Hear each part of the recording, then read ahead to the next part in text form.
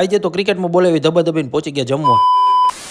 તો good morning અને હર હર મહાદેવ. આજે તો રવિવાર એટલે આપણે તો ક્રિકેટની જર્સી પહેરીને 5:30 વાગ્યામાં ક્રિકેટ રમવા વહેલી હવારમાં માણકીને બહાર કાઢીને આપણે ચડી ગયા હતા સીધા રોડે. 5:30 વાગ્યા તો આજ તો ઠંડી જ નથી લાગતી આપણને. ગ્રાઉન્ડ ઉપર પહોંચીને 2-3 જણાને જોયા ને ત્યારે આપણને આઈસકારો થયો કે આઈસ કોક તો આવ્યું છે. થોડીક જ વારમાં એ બધાએ તો કરી દીધી હતી પ્રેક્ટિસ ચાલુ, પણ મેં તો એને કહી દીધું ભાઈ હું એ માણા નથી ભાઈ, આપણે તો સીધું મેચમાં જ દેખાડશે આપણું પરફોર્મન્સ. થોડીક જ વારમાં આખી ટીમ આવી ગઈ હતી થઈ ગઈ બધાની બોલી ચાલુ. અમારી ટીમની આવી ગઈ હતી બેટિંગ એટલે મને ઉતારી દીધો ઓપનિંગમાં.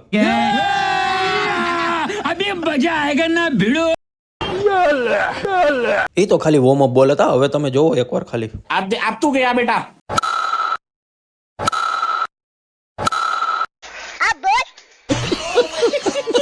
કેમ પણ જોયું ને તમે, હવે અમે ફિલ્ડિંગ કરી લેવો. ફાઇનલી 9 વાગ્યાનો મેચ પૂરો થઈ ગયો ને અમે ખાલી 1 રનથી જીતા. મેચ પતાવીને આપણે સીધા નીકળી ગયા હતા ઘરે જઈને થઈ ગયા મસ્ત બાબલા જેવા તૈયાર, કારણ કે આપણે જવાનું હતું મારા ભાઈના ઘરે શ્રીમંતમાં. ત્યાં પછી ભાઈ રામ રામ કરી લીધા અને અમારી ગેંગના માણસો એવા ગમે એમ કરો ને વિડીયોમાં આવે. ભાઈબંધની ઘરે પ્રસંગ હોય એટલે આપણે કામ કરવું પડે, તો સીધા આપણે નીકળી ગયા વાડી. બધી તૈયારી કરી લીધી ત્યાં તો મહેમાન આવી ગયા. પછી શું હોય આપણે ડીશ ભરીને બેસી ગયા સીધા જમવા. આ 2 વાઈટ કી બાસુંદી જોઈને ઓલા 2 ભાઈ તો મારી સામું જોવા માંડ્યા કે આમ હોય કે એવું. વચારે અમારે પ્રેમ બહુ, 2 જણા વચારે એક જ ડીશ હો. આટલું બધું જમી લીધું તો એટલે વસૂલ તો કરવાનું જ આવે. તો શું હોય પછી અમે બધા લાગી ગયા સાફ સફાઈ કરવામાં. બધું કામ બધું પતી ગયું હતું ને વાગી ગયા હતા 5 એટલે આપણે સીધા નીકળી ગયા ઘરે જવા હાટું. ઘરે પહોંચી ગયા ત્યાં તો જવાનું થઈ ગયું એક શૂટ માટે. તો આજ માટે આટલું જ, આપણે મળ્યા કાલે, ત્યાં સુધી ટાટા.